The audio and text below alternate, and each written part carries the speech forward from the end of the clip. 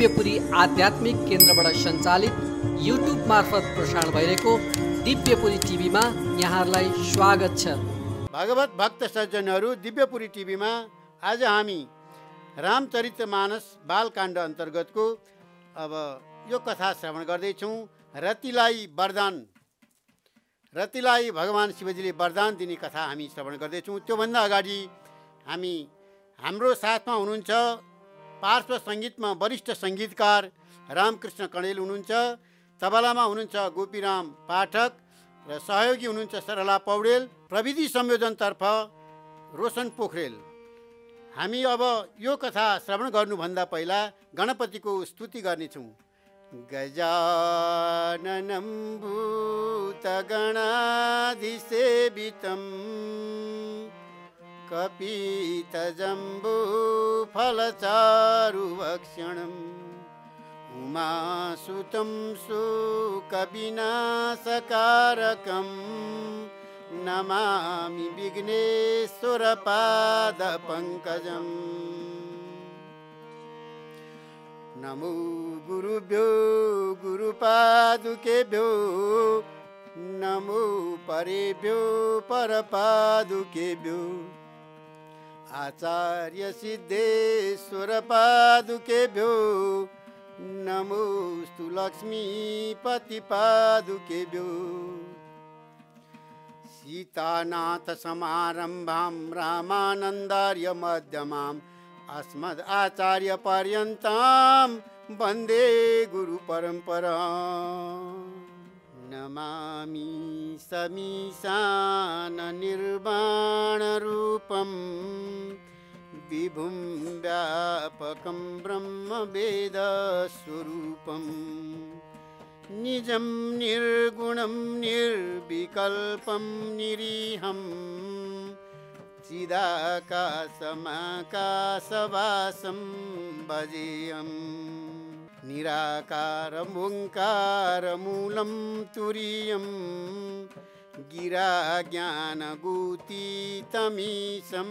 गिरीशं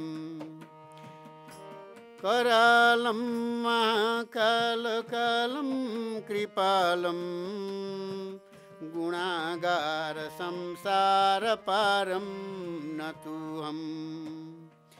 तुषारादिसङ्काशगौरं गभीरं मनुभूतकोटिप्रभाश्री शरीरम् स्फुरन्मौलिकल्लोलिनी चारुगङ्गा लसद्भालबालिन्दुकण्ठे भुजङ्ग चलत्कुण्डलं भ्रू सुनेत्रं विशालं प्रसन्नाननं नीलकण्ठं दयालम् मृगाधीशचर्मम्बरं भूण्डमालं प्रियं शङ्करं सर्वनाथं भजामि। प्रचण्डं प्रकृष्टं प्रगल्भं परेशम् अखण्डम् अजं भानुकोटिप्रकाशम् त्रयशूलनिर्मूलनं शूलपाणिं भजेऽहं भवानीपतिं भावगम्यम्। कलातीतकल्याणकल्पान्तकारी सदा सज्जनानन्ददाता पुरारी चिदानन्दसन्दोहमुहापहारी प्रसीद प्रसीद प्रभु मन्मथारी। न यावद् उमानाथ पादारविन्दं भजन्ति हलोके परे वा नराणाम् न तावत् सुखं शान्ति सन्तापनाशं प्रसीद प्रभु सर्वभूतादिवासम्।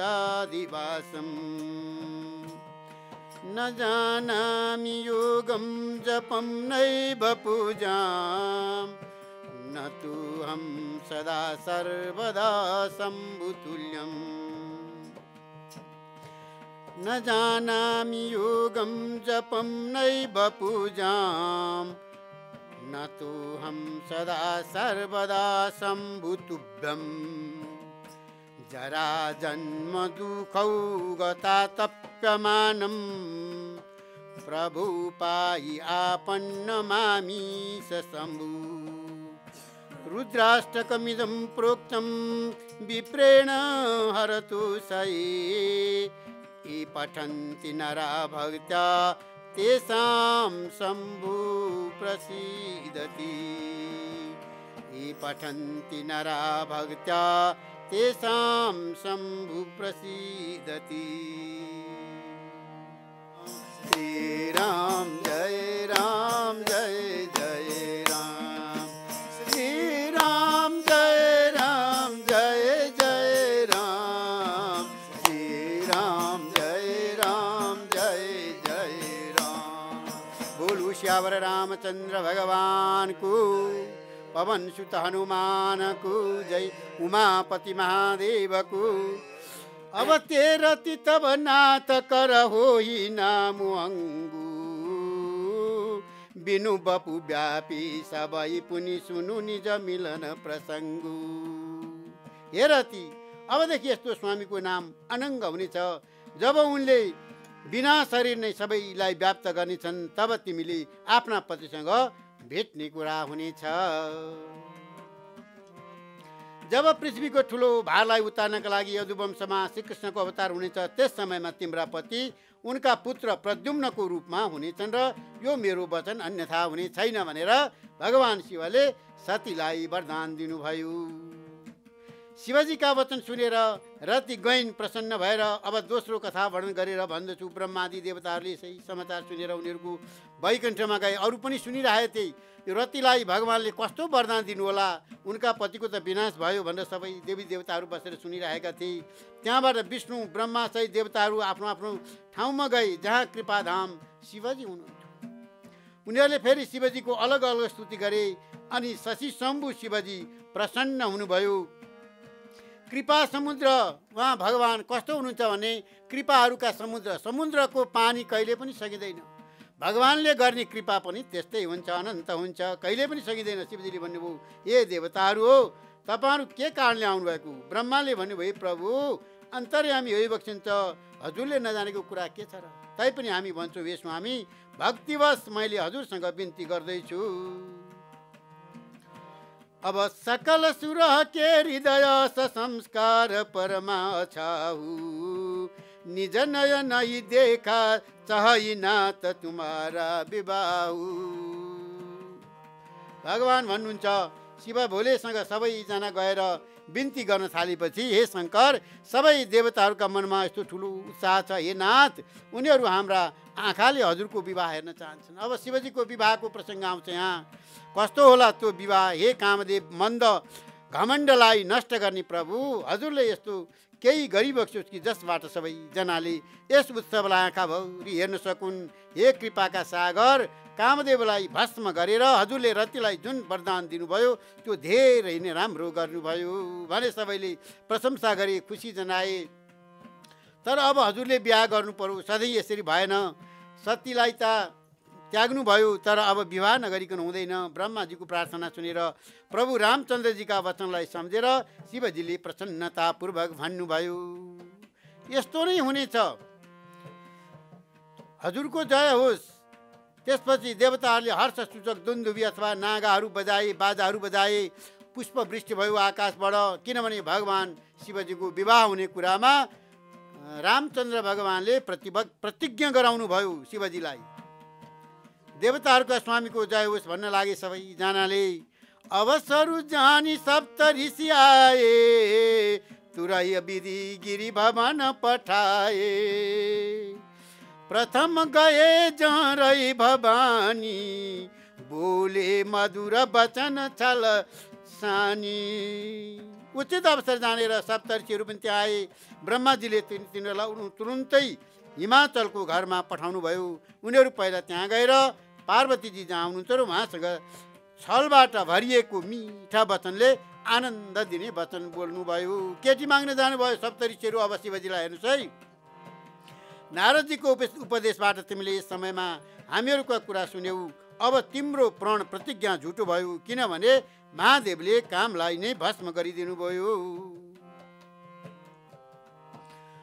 यस्तो सुनेर पार्वतीजीले मुस्कुराउँदै भन्नुभयो, हे विज्ञानी मुनिवरहरू, तपाईँले उचित नै भन्नुभयो। तपाईँहरूको सोचाइमा शिवजी कामदेवलाई अब जलाउनु भयो।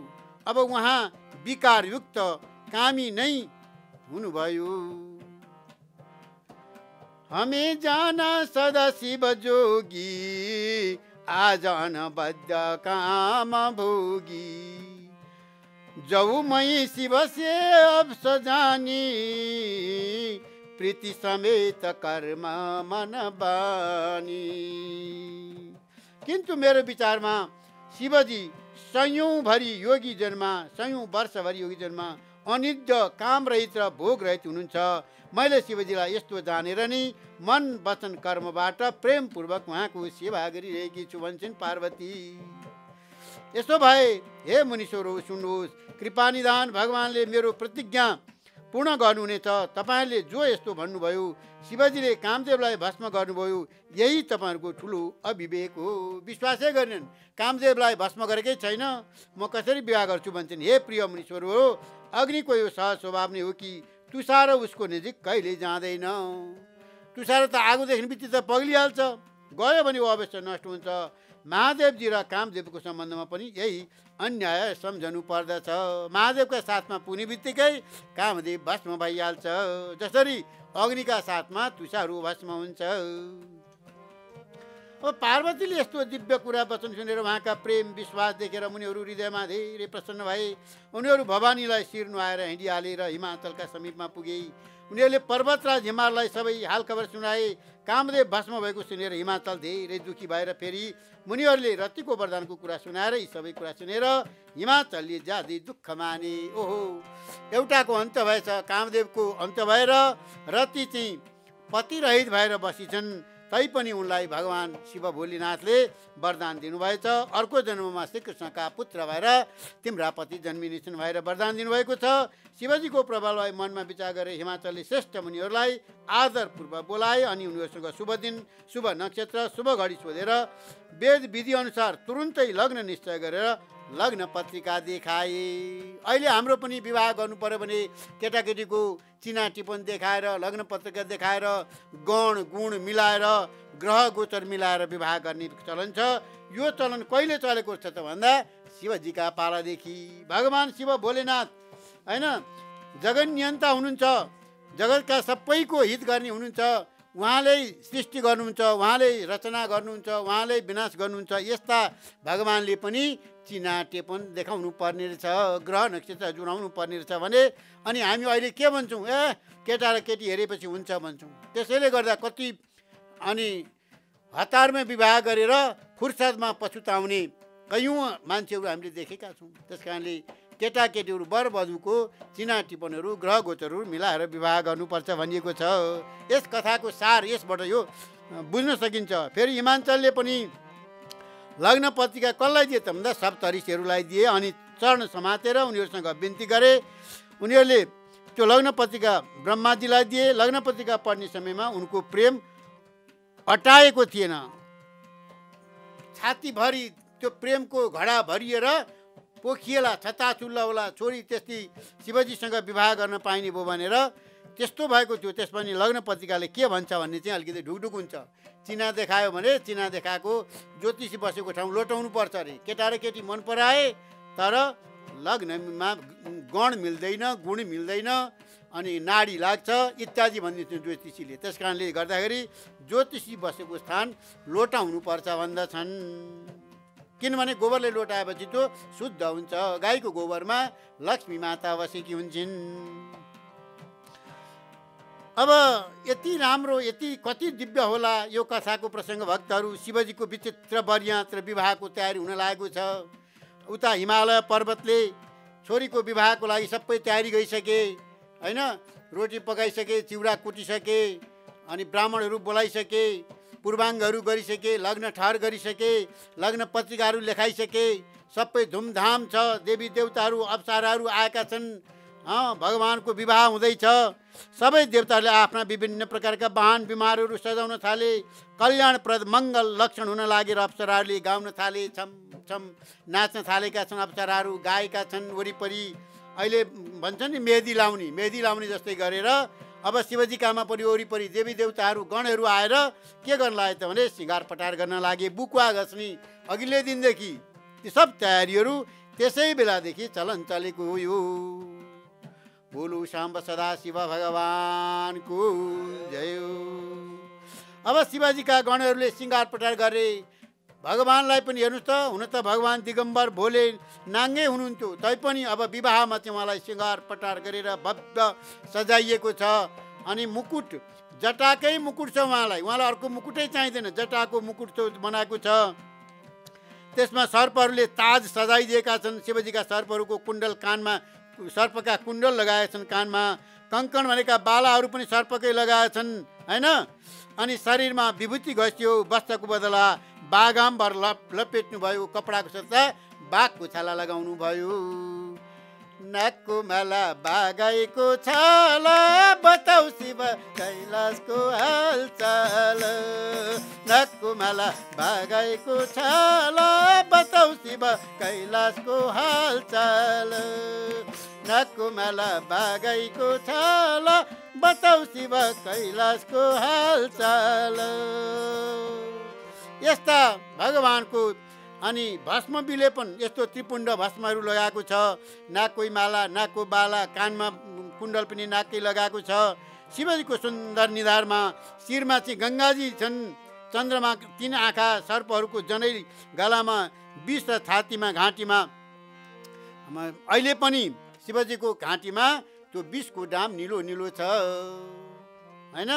जुन बेला विषपान गर्नुभयो, समुद्रबाट विष निक्ल्यो, हाहाकार भयो, सबैको पछि लागेर दौडेर आयो त्यो विष। सबै देवी देवता भागे, राक्षसहरू पनि भागे। कहाँ जाने त भन्दा शिवजीले आफै अगाडि सरेर सबै जगतको कल्याणको लागि यदि त्यो विष छोडिदिउँ भने संसार सारा ध्वस्त हुने भयो।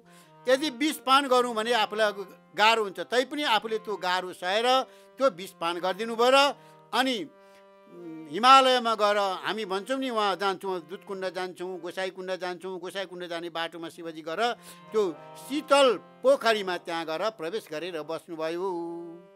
बेत्रावती जाँदै बाटोमा बेत्रावती नदी बेतको लौराले खनेर त्यहाँ पानी निकालेर पान गर्नुभयो। त्यही बाटो भएर गोसाइकुण्ड जानुभयो भगवान सिधा शिवभोलि।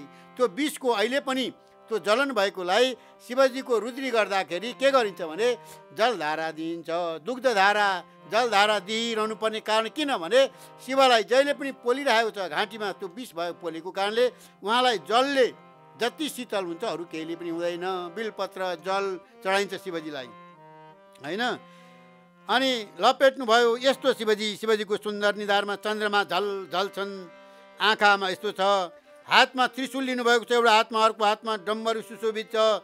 अनि बसाहा साँडेमा चढ्नु भएको छ। बाजा बजिरहेका छन्, दुन्देब्रो धुई धुई बाजाहरू।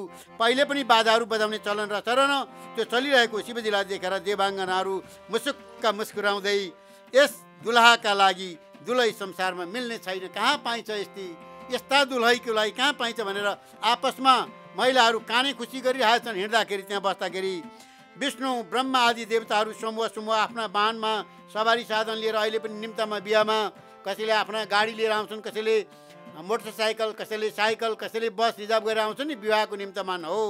देवताहरू पनि आफ्नो समूहमा आफ्नो वाहनमा त्यहाँ उपस्थित भएका छन् शिवजीको विवाह हेर्न। बरियातहरू हिँडे। देवताहरूको समाज सबै प्रकारबाट अनुपम सुन्दर थियो, तर दुलहाको योग्य बरियात थिएन।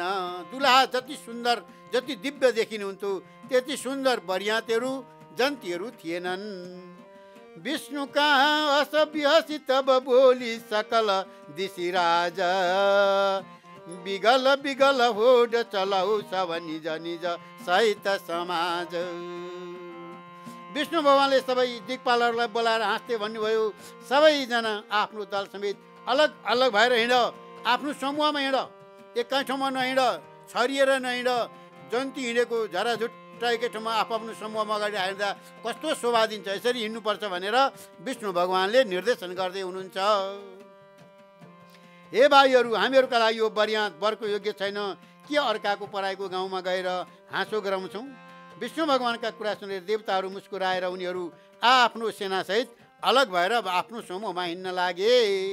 महादेवजी यस्तो देखेर मनै मुस्कुराउनु भयो कि विष्णु भगवानको व्यङ्ग वचन, हाँसो ठट्टा, जन्त जाँदाखेरि त हाँसो ख्याल ठट्टा गर्दै गाउँघर सहर बजारका छिमेकीहरू तल्लो घर मान्छेहरूले बेहुलालाई जिस्क्याउँछन्, भरे कस्ती दुलै लिएर आउने होस् भनेका छन्। अनि यता घरमा चाहिँ फेरि रतौली खेल्ने, बेहुलाकी आमालाई चाहिँ होइन रतौली खेलाएर बत्ती बालेर त्यो बस्ने चलन त्यस बेलादेखि चलेको रहेछ। अहिले मात्रै होइन, आफ्ना प्यारा विष्णु भगवानको यो अति प्रिय वचनहरूलाई सुनेर शिवजीले भृङ्गीलाई पठाई आफ्ना सबै गणहरूलाई बोलाउनु भयो। अब साह्रै थोरै भए, जन्त जाने मान्छेहरू पनि छैनन्, थोरै छन् भन्ने भएपछि शिवजीलाई लागेर नन्दीलाई बोलाएर सबै नन्दी भृङ्गी 64 योगिनीहरू सबै बोलाइदिन लाउनु भयो। शिवजीको आज्ञा सुन्ने बित्तिकै सबै आइहालेर उनीहरूले स्वामीका चरणमा शिर नुहाई विभिन्न किसिमका सवारीहरू, विभिन्न प्रकारका वेश भएका आफ्नो समाजलाई देखेर शिवजी दङ्ग भएर मुस्कुराउनु भयो। कुनै मुख नभएका छन्, कुनै धेरै मुख भएका छन्, कुनै बिना हातका, कुनै बिना खुट्टाका, कुनै कैयौँ हात खुट्टा छन्, कैयौँका धेरै आँखा छन् भने कसैका एउटा पनि आँखा छैनन्, कोही धेरै मोटा छन् त कोही दुब्ला पातला छन्, जन्तीहरू त त्यस्ता पो छन्। तनकिन को अति पिन पावन को अपावन गति धेरै, भूषण कराल कपाल कर सब सद्द सोनित तन भेरे, खर सोजान स्वर सुकाल मुख गण बेस अगणित को गणई, बहुजिनी सप्रेत पिशाच जोगी जमात भरतन तनै बनई। अब मसानमा बस्ने, खरानी घस्ने, भूत प्रेत छेउमा लिने नन्दी भृङ्गी जुगनका जन्ती कस्ता हुन्छन्?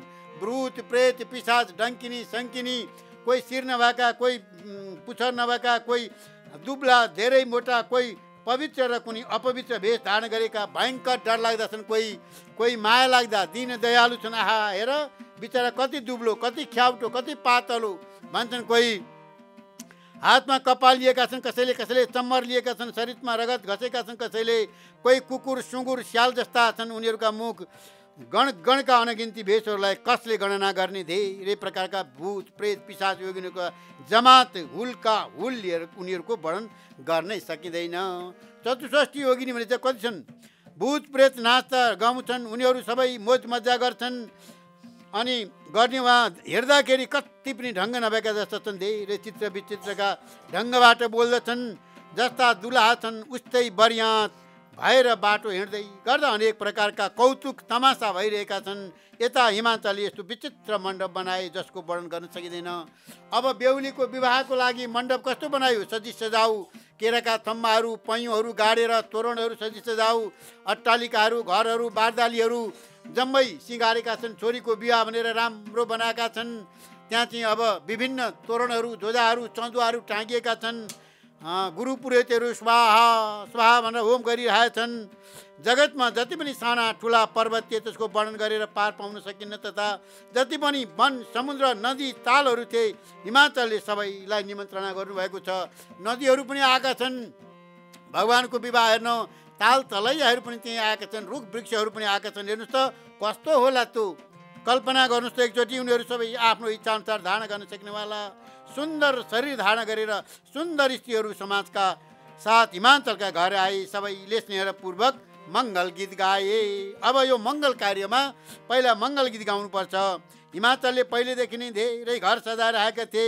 यथायोगति ठाउँमा धेरैजनाहरू बसे। नगरको सुन्दर शोभालाई देखेर ब्रह्माका रचना चतुर्याई पनि तुच्छ लाग्दथ्यो। ब्रह्माले सृष्टि गर्नेलाई पनि त्यो संरचना देख्दाखेरि त्यो चाहिँ विश्वकर्माजीले स्वयं आफै आएर बनाइदिनु भएको थियो। त्यस्तो मण्डप भव्य सुन्दर हेरिरहँ जस्तो लाग्ने त्यस्तो मण्डप थियो। नगरको शोभा देखेर ब्रह्माको निपुणता साँच्चै तुच्छ लाग्थ्यो। वन बगैँचा कुवा तलाउ नदीहरू नि सुन्दर छन्, त्यसको वर्णन कसले गर्न सक्छ? घर घरमा के नि मङ्गल सूचक तोरणहरू, आफ्नो घरमा मात्र हो, छरछिमेकीका नातागोताका घरमा पनि तोरणहरू सजाइएका छन्, ध्वजा पताका छन्, अट्टालिकाहरू सृङ्गारिएका छन्। अनि घरका सुन्दर स्त्रीहरू सजिएर राम्रा राम्रा गहना लाएर बिहामा ऊभन्दा ऊ राम्री तँभन्दा म राम्री भनेर प्रतिस्पर्धा गरेर झक्की झकाउ भएर गहना विभूषणहरू लाएर आएछन्। सुन्दर चतुर्थी पुरुषको रूप देखेर मुनिहरूको पनि मन मोहित हुन्छ अरे। मुनिहरू जो कहिल्यै पनि विवाह नगर्ने ती पनि ती स्त्रीहरू देखेर उनीहरूको मन मोहित हुन लाग्यो। साम्ब सदाशिव भोली भगवानको जय। अब जुन नगरमा जगदम्बाले अवतार लिनुभएको छ के त्यसको वर्णन हुन सक्छ? जगदम्बा भगवती जगत जननी पार्वती माताले जुन नगरमा जन्मनुभयो त्यहाँ रिद्धि सिद्धि सम्पत्ति सुख दिनौँ नयाँ बढ्दै जान्छ। रिद्धि सिद्धि भनेका गणेशका दायाँ बायाँ दुईटी पत्नी हुन् अनि सम्पत्ति जसका छोरा नि नातिहरू नि बुहारीहरू नि रिद्धि सिद्धि सम्पत्तिवाला छन् होइन। त्यस्ता जगत जननीलाई के दुःख, जस्तो सोचो त्यस्तै हुने। बरियातलाई नजिक आएको सुनेर नगरमा चहल पहल मच्यो। ए बरियात आइसके, परसम्म आइसके, शिवजीका दुल्हा लिएर आइसके शिवजीका बिहामा भनेर वरिपरिका मान्छेहरू काने खुसी गर्छन्, साउती गर्छन्। स्वागत गर्ने मानिसको राम्रै श्रृङ्गार गरेर विभिन्न प्रकारका सवारीहरू सजाएर आदर सहित बरियातलाई लिन परसम्म जानुपर्छ। ठुलो मान्छे कोही आउँदैछ, साधु सन्त गुरुहरू विद्वानहरू ब्राह्मणहरू आउँछन् हाम्रा घरमा भनेर अगाडि सूचना आएको छ भने उहाँहरूलाई परसम्म गएर आदर गरेर ल्याएर घरमा राख्नुपर्छ। त्यो गृहस्थीहरूको पनि धर्म हो र यहाँ पनि त्यसै गरिँदैछ। देवताहरूका समाज देखेर सबैजना मनमा प्रसन्न भए। विष्णु भगवानले देखेर त धेरै नै खुसी भए, किन्तु जब शिवजीका दललाई देख्न थाले त्यसपछि उनीहरूको सबै वाहन सवारीहरू हात्ती घोडा रथका गोरु आदि डराएर सबै परपर भाग्न थाले त्यो वाहनहरू देखेर। अब कोही गोरु छन्, कोही के छन्, हात्ती छन्, घोडा छन्, हरेक आफ्ना त्यस्ता वाहन छन् कि त्यो सबै देखेर देवताहरू पनि त्राही भएर भाग्न थाले। कोही धेरै उमेरका समझदार मानिस धैर्य धारण गरेर त्यहीँ डटेर बसेका छन्। केटाकेटीहरू त आफ्नो प्राणसम्म लिएर भागे। अनि घरमा पुगेपछि जब आमा बाबुले सोधे त्यसपछि उनीहरूको भयबाट काम्दै बाट यस्तो वचन बोल्छन्, ओहो त्यहाँ त यस्तो रथ नन्दी भृङ्गी चतुष्टी काला यस्ता मुण्डमाला लगाएका छन्, कोही रगत लतपेटिएका छन्, कोही हात्तीमा चढेका छन्, कोही घोडामा चढेका छन्, कोही केमा चढेका छन् इत्यादि। यो देख्दा हाम्रो त सातो गयो, हाम्रो त प्राण समेत बल्ल बचाएर आयौँ भनेर आमा बाबुसँग केटाकेटीहरू गएर भन्न थाले। के भन्ने, केही कुरा भन्न सकिँदैन। यो बरियात हो या यमराजको सेना, दुल्हा बौला छ, गोरु बसामाथि चढेको छ, सर्प कपाल र भस्म उसका गहना छन्, दुल्हा त यस्तो पो छ त, राम राम राम राम भनेर सबैले आफ्नो बयान गर्न लागे। शिवजीको बेहुलाको शरीरमा खरानी घसिएको छ, सर्प लगाएको छ, कपालमा गहना लगाएका छन्, सर्पकै ऊ नाङ्गै छ, जटाधारी छ, भयङ्कर छ उसका साथमा भयानक डरलाग्दो मुख भएका भूत प्रेत पिशाच योगिनी राक्षस डाङ्किनी। यो बरियातलाई देखेर को जीवित रहन सक्छ? साँच्चै नै उसको ठुलो पुण्य छ र उसले पार्वतीको विवाह देख्ने छ। केटाकेटीहरूले त घरमा यही कुरा भन्न थाले, हामी त हेर्न सक्दैनौँ पार्वतीको बिहा, को पुण्यवान छ, कसले त्यो सबैसँग सामना गरेर त्यो बिहामा गएर बसेर त्यो बिहा हेर्न सक्छ भन्छन्। केटाकेटीहरू एक आपसमा छलफल गरेछन्। महेश्वर शिवजीको समाजलाई सम्झेर सबै केटाकेटीहरूका आमा बाबु मुस्कुराए। उनीहरूले धेरै तरिकाबाट छोराछोरीलाई सम्झाए कि निडर हो, डराउने कुनै कारण छैन, भगवान स्वयंको विवाह छ, उहाँले निमन्त्रणा गरेका उहाँका पाहुनाले तिमीहरूलाई केही पनि गर्दैन, नडराओ भनेर बाउ आमाले ती केटाकेटीहरूलाई सान्त्वना दिँदैछन्। स्वागत गर्ने व्यक्तिहरूले उनीहरूलाई जन्ती लिएर आए। उनीहरूले सबैलाई सुन्दर स्थान बस्ने ठाउँ दिए। बस्नका लागि मैना पार्वतीजीकी आमाले शुभ आरती जगाइन् र उनका साथमा स्त्रीहरूले उत्तम मङ्गल गीत गाए। अब घरमा आउने बित्तिकै के गर्नुपर्छ भने आरती गर्नुपर्छ। राम्रो मान्छे ठुलो मान्छेहरू विद्वानहरू ब्राह्मणहरू साधुहरू आउँदा पनि आरती गर्ने चलन छ। आरती उतार्ने भन्छन् होइन, आरती गर्ने चलन छ। अनि मङ्गल गानहरू गाइन्छ। सुन्दर हातहरूमा सुनका थाल सुशोभित थिए। यस प्रकार मैना हर्षका साथ शिवजीलाई पर्सिन थालिन्। जब महादेवलाई भयानक वेशमा देखिन् त्यसपछि स्त्रीको मनमा धेरै ठुलो भय उत्पन्न भयो। अब उहाँको त स्वरूप त भयङ्कर डरलाग्दो देखियो उनले आरती उतार्दाखेरि। अनि स्त्रीहरू पनि काम्न थाले। धेरै डरलाग्दो भागेर उनीहरू घरमा पसेर शिवजी जहाँ जन्ती बस्ने ठाउँ थियो त्यहाँ जानुभयो। मैनाको हृदयमा ठुलो दुःख भयो। उनले पार्वतीजीलाई आफ्नो साथमा बोलाइन् र अन्तमा स्नेह काखमा स्नेहपूर्वक बसालेर आफ्ना नील कमल जस्ता आँखाहरू आँसु भरेर भनिन्, हे छोरी नीलकमल जस्ता आँखा छन्, जसको नीलकमलको पत्र निलो हुन्छ, उहाँका आँखा पनि त्यस्तै निला छन्। त्यसैले भगवतीलाई र निलो कमल मनपर्छ। हे छोरी, अब के गर्छस् त? विधाताले तँलाई हेर यस्तै दियो, यस तेरो सुन्दर रूप थियो, यो मूर्खताले तिम्रो दुलालाई बौला कसरी बनायो?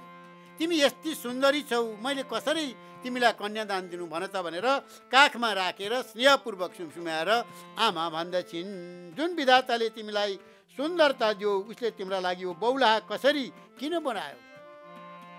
जुन फल कल्पवृक्षमा लाग्ने गर्दथ्यो त्यो फल जबरजस्ती बबुलको काँडा भएको वृक्षमा फलेको छ। म तिमीलाई लिएर पहाडबाट खस्नेछु, आगोमा जल्नेछु या समुद्रमा बग्नेछु, बरु घर लसालिङ्ग होस्, संसारभरि अपकीर्ति फैलियोस्, तर जीवित छँदै मैले यस बौला दुलासँग तिम्रो विवाह गराउने छैन, म दिन्न तिमीलाई भनेर काखमा राखेर जुन पार्वतीले हजारौँ वर्षसम्म तपस्या गरेर महादेव पति पाऊँ भनेर त्यस्तो गरेकी छिन्, उनले तपको कारणले गर्दाखेरि उनले मात्रै गरेको होइन तप, पार्वतीले खालि महादेव पाउनलाई मात्रै होइन, नारदजीले शिक्षा दिनुभयो। नारदको गुरु थिए, गुरुको आज्ञा शिरोपर गरेर पार्वतीजीले तपस्या गर्नुभएको थियो। भक्तहरू बोलो भक्तवत्सल कृष्णचन्द्र भगवानको, साम्ब सदा पशुपतिनाथ भगवानको।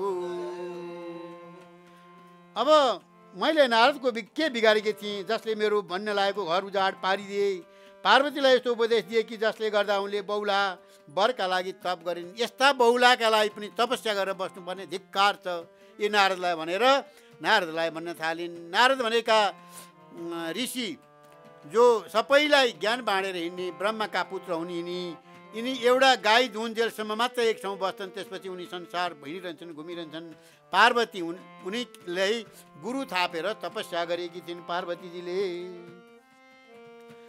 साँच्चै नै उनको कोही प्रीति मोह छ, न माया, न उनको धन छ, न घर नि न स्त्री नि, यी सबै चिजबाट उदासीन छन्। यसकारण उनले अर्काको घर बिगार्दछन्, उनले कसैसँग लाज मान्दछन्, न डराउँछन्। ठिकै हो, बाँझी स्त्रीले प्रसव सुत्केरीको पीडालाई कसरी जान्दछ? बिहाको गाईलाई मात्रै ब्याउने व्यथा थाहा हुन्छ भन्छन्, बाँझी आई माईलाई प्रसव पीडा थाहा हुँदैन। ती नारद पनि न सन्तान छन्, न घर छ, न पुत्रपुत्री छन्, अनि तिनलाई के थाहा? छोरी कसलाई दिनुपर्छ, छोरी बिदा दिँदाको पीडा कस्तो हुन्छ, आफ्नो छोरी कसलाई दिन सकिन्छ भन्ने ती बौरालाई के थाहा भन्छन्। आमालाई हत्याको देखेर पार्वतीले विवेकयुक्त कोमल बाणी बोल्नुभयो, आमा जस्तो विधाताले र त त्यसैलाई बदल्न सकिन्न, यस्तो हजुरले चिन्ता नगर्नुहोला। खुसी भएर मसक्क मस्कुराउँदै भनिन्, जुन मेरो भाग्यमा बौला नै पति लेखेको छ भने कसैलाई किन दोष लगाउनु? आमा के विधाताले लेखेको अङ्क अक्षरलाई हजुरले मेटाउन बदल्न सक्नुहुन्छ? बेकार कलङ्कको टीका नलिनुहोस्। दश शतकरधारी ज्योतिषां मध्यचारी विदुरपि विधियोगादि ग्रह्यते रावणसौ लिखितमपि ललाटे प्रोजितं का समर्थ। भवानीजीले आमालाई सम्झाउनु भयो, हजारौँ हात भएका आकाशमा विचरण गर्ने चन्द्रमालाई पनि राहुलले आग लाएर ग्रहण लाग्दछ भने लिखितमपि ललाटे, मेरो जो निधारमा लेखेको छ त्यसलाई मेटाउन हजुरले सक्नु भएन, अनि विधाताले कसैलाई किन दोष दिनु? बेकार छ, यो कलङ्कको टीका नलाउनुहोस्, म खुसी छु भन्छन् जगदम्बा। हेर्नुहोस् त भवानी कस्ती छन्। हे आमा, कलङ्क नलिनुहोस्, रुन छोड्नुहोस्, यो अवसर विषाद गर्ने होइन। मेरो भाग्यमा जुन दुःख सुख लेखेको छ त्यसलाई म सहर्ष स्वीकार गर्छु। म त्यही पति पाउनलाई मेरो भाग्यमा लेखेको छ भने अब तपाईँले दुःख पीर गरेर नारदलाई पनि गाली नदिनु। सम्पूर्ण स्त्रीहरूमा चिन्ता गर्न अनेक प्रकारले विधातालाई दोष दिएर आँखाबाट आँसु बगाउन काम नगर्नुहोस्। त्यो पार्वतीले त्यसो भनेको सुन्यो, वरिपरि बसेका सबैका आँसु टलपल भई सबै रुन थाले। बिहा गर्ने बेलामा त्यसै पनि रुन्छन्, त्यसमा पनि त्यस्तो दिगम्बर डरलाग्दो त्यस्तो पति देखेको छ, यस्तै कोमल सुन्दरी छन् होइन। त्यो देखेर चाहिँ सबै विलम्बना गर्नाले त्यस समय समाचार सुन्ने बित्तिकै हिमाञ्चली नारदी र सप्तऋषिलाई साथमै लिएर आफ्नो घरमा गए। नारदजीले पूर्वजनको कथा सुनाए, सबैलाई सम्झाउनु भयो, भन्नुभयो कि मैना तिमीले मेरो सत्य कुरा सुन, तिम्री छोरी साक्षात् जगत जननी भवानी हुन्। तिमी अहिले छोरी जान्छौ, यी भवानी हुन् जो अजन्मा भनेको नजन्मिए कि अनादि, जसको आदि पनि छैन, अविनाशी, कहिले नाश पनि हुँदैनन्। शक्ति हुन् यी सधैँ शिवजीको अर्धाङ्गमा रहन्छन्। यिनले जगतको उत्पत्ति पालन सम्हार गर्दछन्। आफ्नो इच्छाबाट लीला गर्छन्, शरीर धारण गर्छन् र पहिला यिनी दक्षको घर गएर जन्मेकी थिइन्। त्यतिखेर यिनको नाम सती थियो। धेरै नै सुन्दर शरीर पाएको भएकी थिइन्। त्यहाँ पनि सतीले शङ्करजीसँग नि विवाह गरेकी थिइन्। यो कथा सारा जगतमा प्रसिद्ध छ, त्यसकारण तिमी चिन्ता नगर भनेर नारदले आएर सम्झाउनु भयो। नारायण नारायण नारायण नारायण नारायण नारायण नारायण नारायण नारायण नारायण नारायण नारायण। अब एक बार शिवजीसँग आउँदै गर्दा बाटोमा रघुकुल रूपी कमल किशोरी रामचन्द्रजीलाई देखिन्। त्यसपछि यिनलाई मोह भएर यिनले शिवजीले भनेको नमानेर ब्रह्म सीताजीको वेश धारण गरिन्।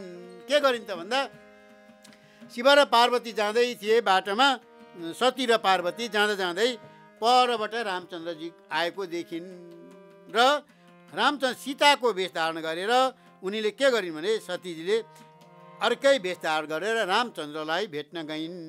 सतीले जुन सीताको वेश धारण गरिन् त्यही अपराधको कारणले शङ्करजीले यिनलाई त्याग गर्नुभयो। फेरि शिवजीको वियोगमा यिनी अत्यन्त दुखित भइन्। आफ्ना पिताको यज्ञमा गएर अनि पिताले यज्ञमा नबोलाएको कारणले हामीले अस्ति प्रसङ्ग कथा बन्यौँ। सतीले हाम फालेर प्राण त्याग गरिन् र तिनी सती आज यी भवानी, यिनी भवानी भएर आएकी छिन्। अहिले यिनी तिम्रो घरमा जन्म लिएर आफ्ना पतिका लागि कठिन तपस्या गरिन्। यस्तो जानेर सन्देह छाडिदेऊ।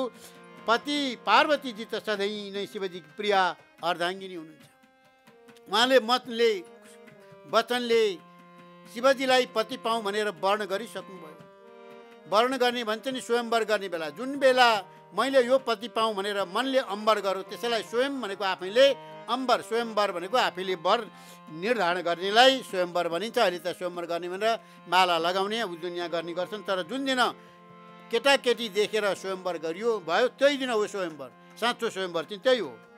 त्यसपछि नारदका वचन सुने सबै चिन्ता मेट्यो र क्षण भरमा यो समाचार सारा नगरवासी घर घरमा फैलियो। अनि मैना हिमवान आनन्दमग्न भएर उनीहरूले बारम्बार पार्वतीको चरणको प्रार्थना गरे। स्त्री पुरुष बालक युवा र वृद्ध नगरका सबैजना धेरै खुसी भए। नगरमा मङ्गल गीत गाउन लागे। सबैले अनेक किसिमका सुनका कलशहरू सजाए। पाक शास्त्रमा जस्तो रीति छ त्यसै अनुसार अनेक थरीका भोजनहरू बनाए थिए। जसलाई जे खानुपर्छ, कति खान्छौ खाऊ, सबै भोजनहरू बनाएर अनि जुन घरमा स्वयं माता भवानी रहनु भएको छ त्यहाँको भोजन सामग्रीको वर्णन कसरी गर्न सकिन्छ? यो छ यो छैन भनेर भन्नै सकिँदैन। कति छ कति छ। हिमाचलले आदरपूर्वक सबै वरियन्तलाई विष्णु ब्रह्मा र सबै जातिका देवताहरूलाई बोलाए। भोजन गर्नका लागि धेरै नै पङ्क्ति बसे। चतुर्भान्सेले पच्कन लागे।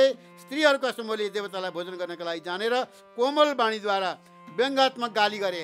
भात खरौ भनेर पठाइन्छ पहिली, तिनीहरूलाई चाहिँ तल तोरीको गेडा राखेर माथि राडी राखेर अनि कसारमा सिन्का राखेर नुनमा पानी खोर्सानीहरू राखेर त्यो भात खरौलाई चाहिँ व्यङ्ग गरेको त्यसरी खुवाउने चलन थियो पहिला।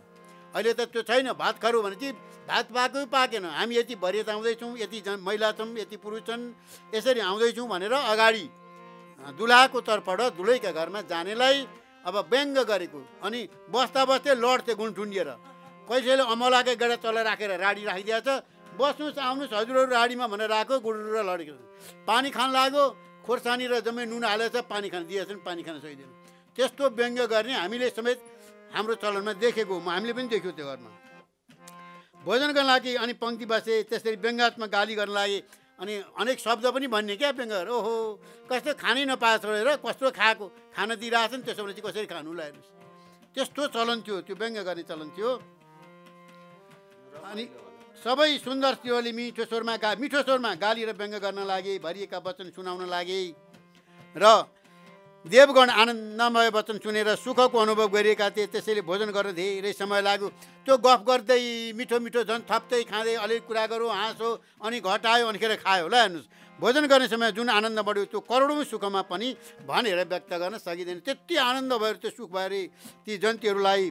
अनि सबैले हातमुख धोएपछि पान खान दियो। फेरि सबैजना जो जहाँ बसेका थिए त्यहाँ आफ्नो ठाउँमा गएर बसे, पान सुपारी खाने चलन त्यस बेला पनि रहेछ।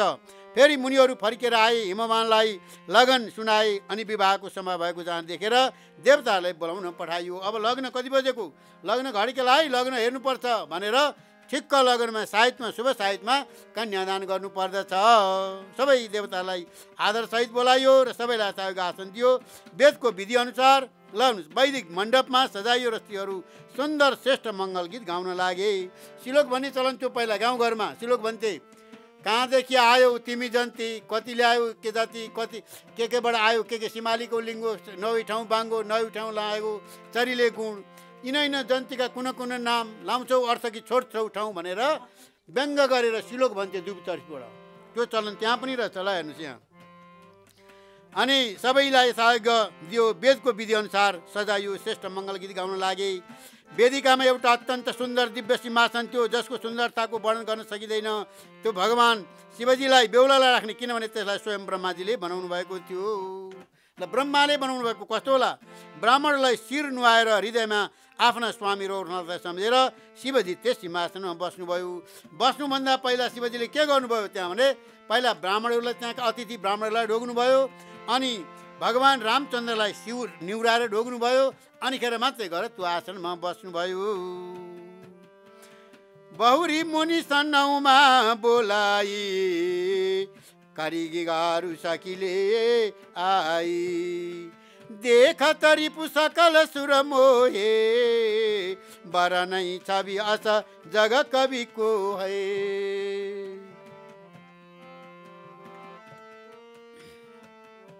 फेरि मुनिहरूले पार्वतीलाई बोलाए। सखीहरूले श्रृङ्गार गरी उहाँलाई लिएर आए। पार्वती रूपलाई देख्दा सबै देवता मोहित भएर संसारमा यस्तो कविको होला जसले त्यस सुन्दरताको वर्णन गर्न, पार्वतीको वर्णन गर्न कसैले पनि सकेको छैन। हात्तीको सुँड जस्तो अनि केराको थम्ब जस्तो अनेक अनेक उदाहरण दिएका छन्, तर पार्वतीको रूपको वर्णन गर्न, पार्वतीका अङ्गहरूको वर्णन गर्न कसैले पनि सकेका छैन। पार्वतीलाई जगदम्बा र शिवजी की पत्नी सम्झेर देवताले मन मनै प्रणाम गरे। भवानी सुन्दरताको सीमा हुनुहुन्न, करोडौँ मुखद्वारा पनि उहाँको शोभालाई वर्णन गर्न सकिँदैन।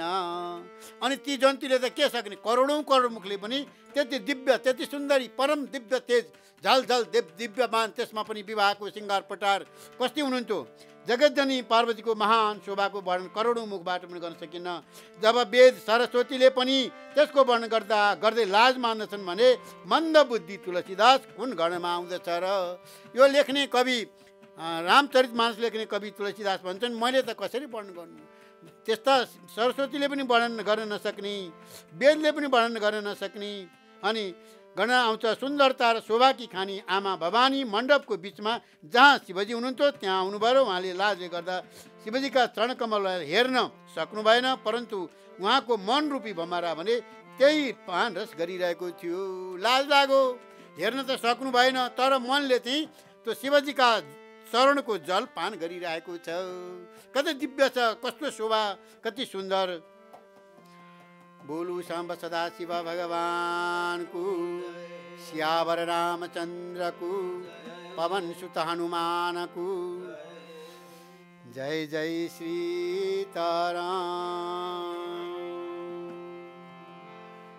यो पनि रामको, त्यो पनि रामको, सारा संसार रामको, म पनि रामको। यो पनि रामको, त्यो पनि रामको, सारा संसार रामको, म पनि रामको। भजौँ रामलाई, भजौँ रामलाई, आज होइन भोलि होइन सधैँभरिलाई। भजौँ रामलाई, भजौँ रामलाई, आज होइन भोलि होइन सधैँभरिलाई। यो पनि रामको, त्यो पनि रामको, सारा संसार रामको, हामी पनि रामको। यो पनि रामको, त्यो पनि रामको, सारा संसार रामको, हामी पनि रामको।